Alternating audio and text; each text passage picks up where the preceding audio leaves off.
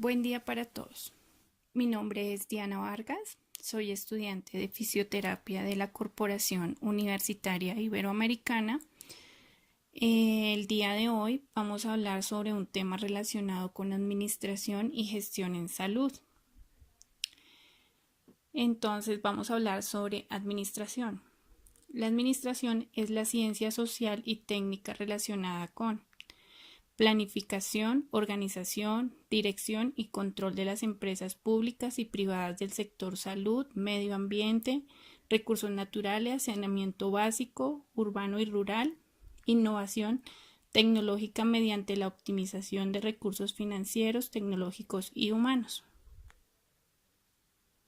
Administración de empresas aplicada a las empresas proveedoras de bienes y servicios de salud, sanitarias y ambientales que resulten en el mantenimiento o restablecimiento de la salud de las personas usuarias o a quienes dentro del establecimiento de salud se les denomine clientes y o pacientes, así como el desarrollo sostenible, como es el caso del área de fisioterapia.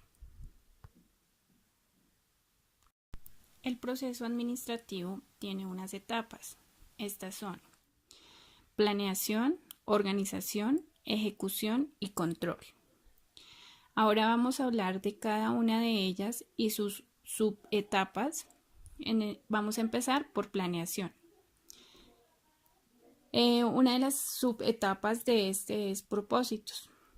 Esta nos habla de las aspiraciones fundamentales, la finalidad de tipo cualitativo que orienta y persigue a través de los objetivos, las directrices que definen la razón del ser de la empresa y en sí estas constituyen la misión que la identifica. Otra subetapa es la investigación. Esta apoya la planeación al brindarle precisión, cuantificación flexible y certera, aplicando el método científico en general al explicar, describir y predecir a través de sus etapas el respectivo proceso científico de la siguiente forma. Primero nos habla de la definición del problema o lo que se desea resolver, una obtención de información o datos de observación experimentacional, determinar la hipótesis, hacer una comprobación de esta hipótesis y una presentación del informe. Otra es las premisas. Entonces, las premisas nos habla sobre las suposiciones futuras.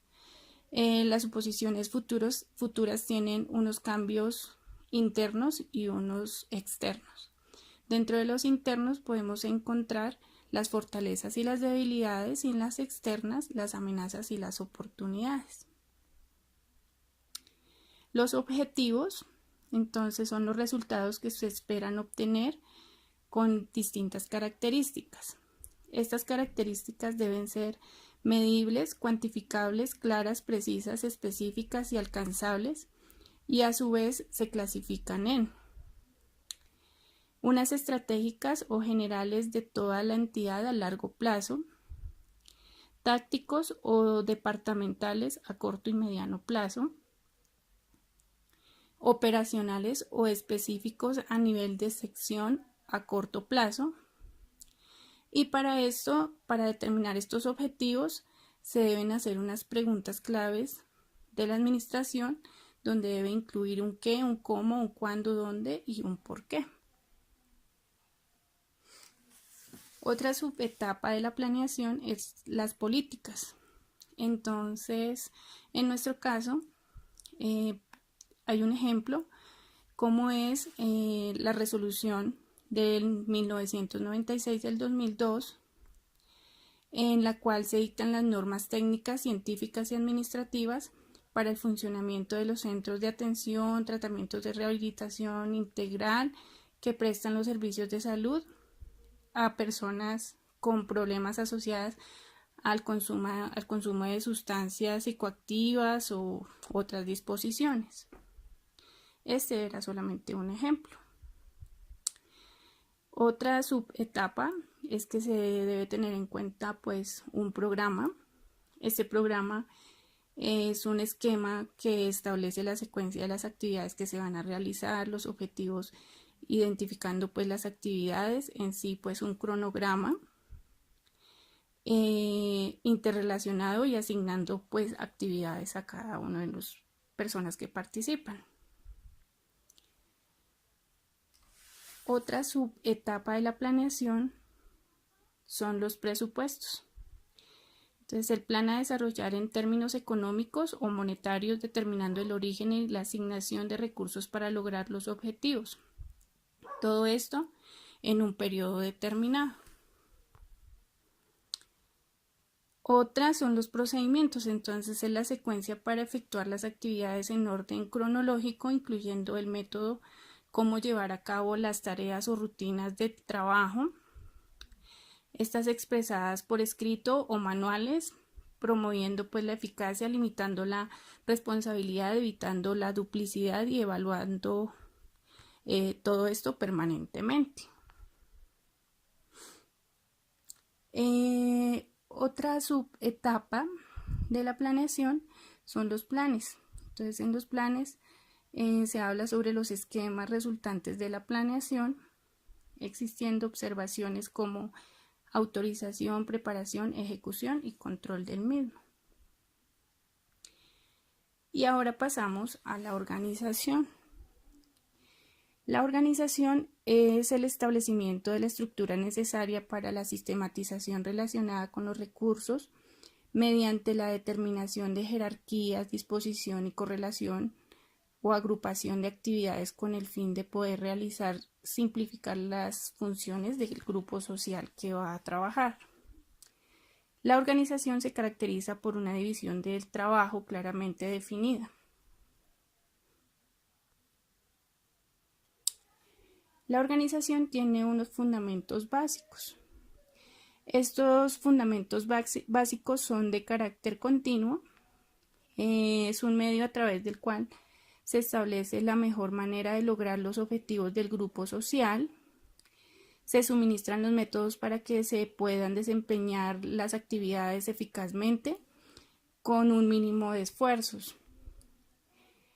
También para evitar la lentitud, ineficiencia de las actividades, reduciendo los costos e incrementando la productividad. Y reducir o eliminar la duplicidad de los esfuerzos al delimitar funciones y responsabilidades. La organización tiene unos principios. Entonces, los principios, uno de ellos es un objetivo. Donde todas y cada una de las actividades establecidas en la organización deben relacionarse con los objetivos y propósitos de dicha empresa. Otro de los principios es una jerarquía. Hay que tener en cuenta que la jerarquía es necesaria para establecer los centros de autoridad de los que emane la comunicación necesaria para lograr planes en los cuales la autoridad y la responsabilidad fluyan en una línea clara, interrumpida desde los más altos ejecutivos hasta el nivel más bajo. Un ejemplo de la jerarquización es, por decir, director general, subdirector, fisioterapeutas, contador.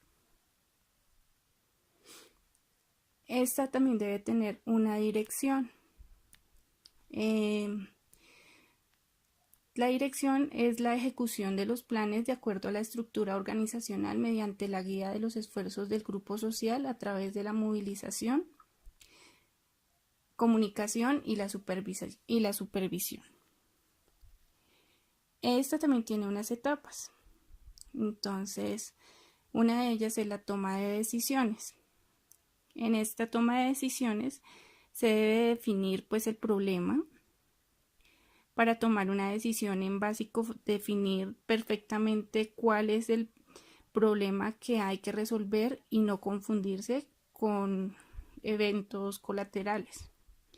Analizar el problema, una vez determinado el problema necesario, desglosar sus componentes, así como los componentes del sistema en que desarrolla el fin de poder determinar posibles alternativas de solución. Y el último, evaluar las alternativas.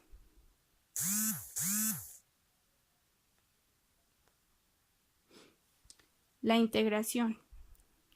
comprende una función a través de la cual el administrador elige y se allega de los recursos necesarios para poner en marcha las decisiones previamente establecidas para ejecutar los planes. Comprende los recursos materiales como la parte humana, y los últimos son para la ejecución de cada una de las etapas. Ahora encontramos la motivación. La motivación es la labor más importante de la dirección, a la vez que es la más compleja, pues a través de ella se logra la ejecución del trabajo tendiente de la obtención de objetivos de acuerdo con los estándares de patrones esperados. La comunicación puede ser definida como el proceso a través del cual se transmite y recibe información de un grupo social. De tal manera vista, la comunicación de una empresa comprende múltiples interacciones que abarcan donde se pueden ver conversaciones telefónicas hasta sistemas de información más complicados. La supervisión entonces consiste en vigilar y guiar a los subordinados de tal forma que las actividades se realicen adecuadamente.